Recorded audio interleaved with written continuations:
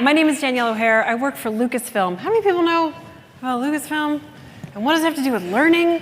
Lucasfilm is an entertainment company, and basically we do this, the Star Wars. So games, TV shows, feature films, theme parks, anything you can think of having to do with Star Wars comes from Lucasfilm.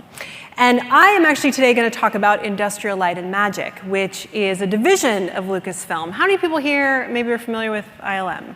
A few of you. Oh, great. So ILM is a visual effects company. We create groundbreaking visual effects imagery for film. These are some of the films that we've worked on over time. We've worked on over 300 films. And we were started by George Lucas back in the 70s, right around the time he was starting to make Star Wars movies. These are the films we're working on right now. This is actually the films I can talk about. There's stuff I can't talk about. So just to give you a sense of the scope of our work, we usually have about 10 to 15 projects in-house at any given time. And today I'm going to talk to you about one of those projects, which is Rogue One. But first, I wanted to talk a little bit about what ILM values as a learning organization. And these values are really aligned with what we value as a culture in our company. So the first thing is we are a company of creative collaborators. We value creative collaboration, and we share what we know. Secondly, we create groundbreaking imagery, and often we're asking our employees to do basically the impossible. The reason I have this image here is because, I don't know, I'm guessing most of you have seen Jurassic Park, but this was a game changer for our industry because prior to this film, no one had ever seen computer graphics dinosaurs that looked real before. So this was considered impossible, and ILM met the challenge.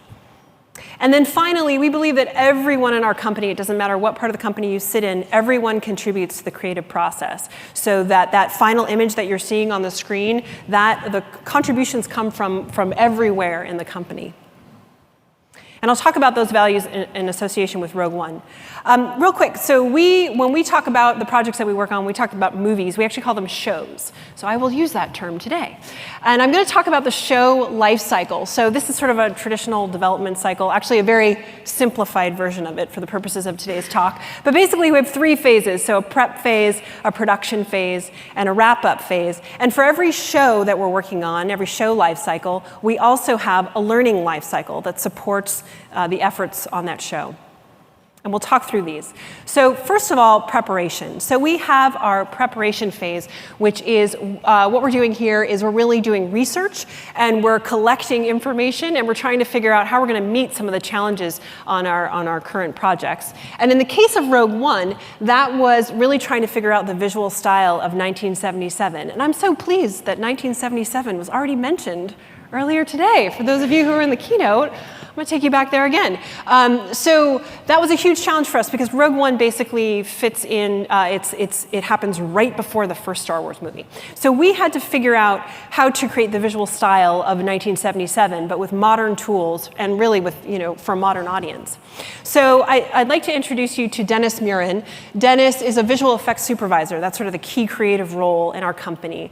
And Dennis is pretty incredible. I can't think of anybody better to talk to about how to make Star Wars for today, because Dennis was there back in the day. Look at that nice shirt. There he was back in the 70s working on the Death Star. So it's super cool. We have this really long legacy at ILM, and we're so lucky that we get to work with some of the pioneers in the visual effects industry. Dennis is also kind of like a total rock star in my industry, and he's highly accomplished. He's won a bunch of Oscars. But the coolest thing I think about Dennis is that he is incredibly generous with his knowledge, with his time and with his knowledge.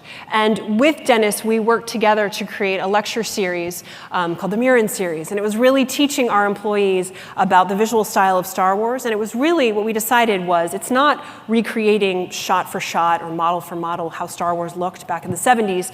We're really trying to capture how you remembered Star Wars. And Dennis was instrumental in helping everybody get thinking that way. Another challenge for us was around digital characters. So this is in my industry, this is really doing the impossible. Trying to create photoreal humans is really, really hard. And so the challenge for Rogue One is we had this wonderful actor, Peter Cushing, who originated the role of a character called Tarkin, and he played that role back in the 70s. Peter Cushing passed away in the 90s, but we knew that we wanted to have this character in our film. And we had a wonderful actor named Guy Henry who was going to portray that role. But our challenge as a visual effects company was to get Guy Henry, to his performance, to look like Peter Cushing. And we had to do that digitally. So how does learning support this effort?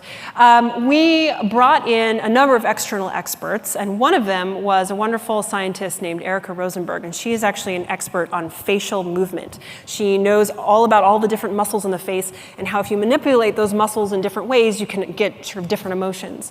And so we did a deep dive masterclass series with Erica she was teaching our folks about how to have a better understanding of the science behind the movement in your face. And then we also had a wonderful opportunity to bring in Rebecca Stockley, who is an improviser. And I don't know how many of you guys run improv programs, but they are incredible, not only just for opening up your mind creatively, but for us, it was really about getting our folks thinking about the physicality of a performance and how to translate a physical performance into a digital performance. So those were some external experts that we brought in. These are some of the internal experts, subject matter experts, that I have the pleasure of partnering with. These are my colleagues, just a small sampling of them from all around the globe that I worked with to build out learning programs to prepare the studio for the challenges of Rogue One. Most of these folks have technical expertise as well as artistic expertise. And frankly, they just make my job really easy because every time I ask them to do something, they say yes. Because they're really all about sharing what they know, and they're incredibly not protective of all about that information. They're really, really open and sharing. So that's some of the work that we do to prepare for Rogue One. Let's move on to the production phase. And what happens in this phase is when we actually create the imagery that goes on screen. So for us, giving and receiving feedback is huge. This is an image. Looks kind of like a boring image, but it's actually a dailies session. Has anyone heard of dailies before? Anyone understand that concept? A few of you guys. So dailies is the practice of bringing your work into a theater space and looking at the images on the big screen. Because our artists are working at their desks all day long, but their monitors are tiny, and we have to bring it into a theater to see whether or not their work is going to hold up on the big screen. What happens in this room is you've got key creatives as well as peers giving critical feedback around about the work.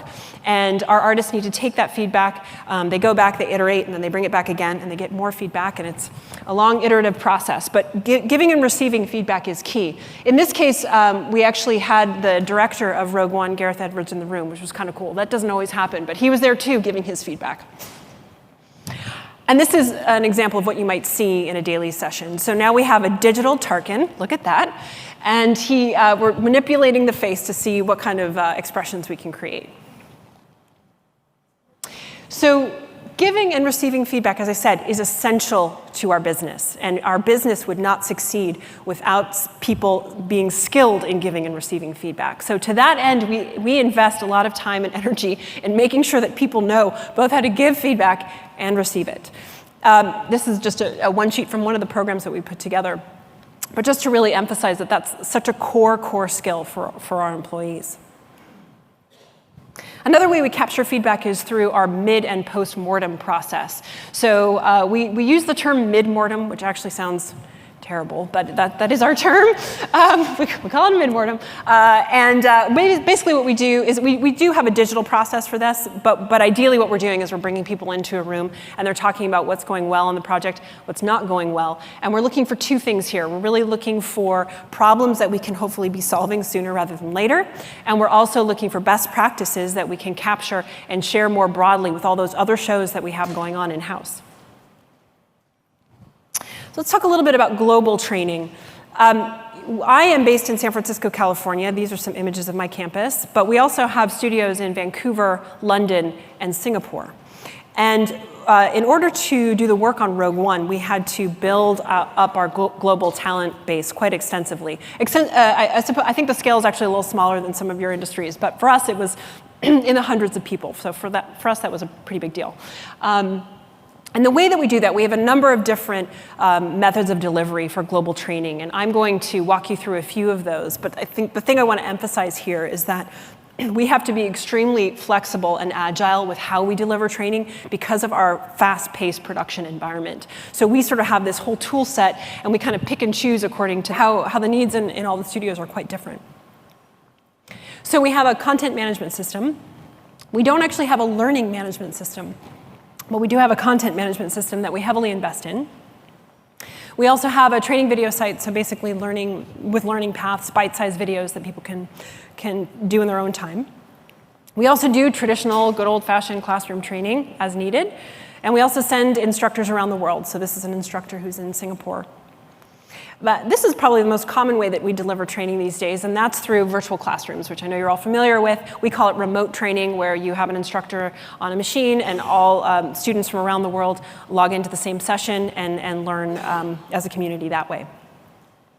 And finally, artistic training. So we offer artistic classes in all of our studios, and it's really important for us, for the folks that are working all day long on a computer, to stay connected to the fine arts, the traditional arts.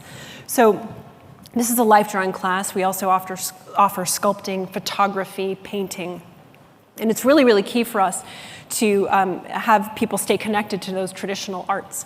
What's also really lovely, something I really like about these programs, is they're open to everyone in the whole studio. So you don't have to be a digital artist in order to participate in these classes. They're really open to everyone, and everyone gets to contribute and be a part of the creative process.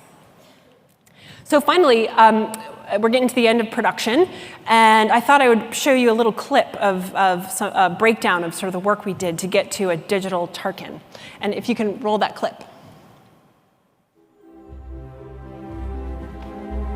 The original plans for this station are kept there, are they not? The original plans for this station are kept there, are they not? The original plans for this station are kept there, are they not? So there you go. There was our digital Tarkin. I don't know. It fooled my husband. I don't know about you guys. My husband was totally fooled. He thought I was a real guy. It's not. All done by a computer. All right. So finally, in our wrap-up phase, what we're doing here is we're really focused on capturing best practices. So again, one thing we focus on for sure is documentation. So much documentation. We write so much documentation. We put it all in our content management system, which is an online system that is accessible to anyone in the globe. And we work as well on developing more content for our training video site, so some new learning paths given the developments that happened during the production cycle. And then we run a post-mortem, an honest-to-goodness post-mortem, where again, these post-mortems, although we are again looking for problems that we can hopefully troubleshoot and solve sooner rather than later, the focus for the post-mortems is really more around capturing best practices and making sure that other folks who are working on other shows are aware of the learnings. And finally, share what you know. So we have a practice of bringing the entire company together to hear a presentation about the work that happens on our projects. So this is an image from the Rogue One presentation that we delivered just a few weeks ago. And I had just a quick little story to share. I really love these sessions. Everyone in the company gets to come and ask questions and gets to learn from the creatives on the project. But I was pleasantly surprised to look in the second row and see none other than Dennis Mirren at the Rogue One session. And I thought, oh my gosh, it was really inspiring to me. I thought it was so great. And I've heard some themes today about leaders as trainers and also leaders as learners. And for me, I don't know, Dennis just really sort of embodies all of these learning values I've been talking about. I kind of looked over and I thought, wow, gosh, he never stops learning. It's amazing. And so I'll leave you with that thought today. Never stop learning. Thank you.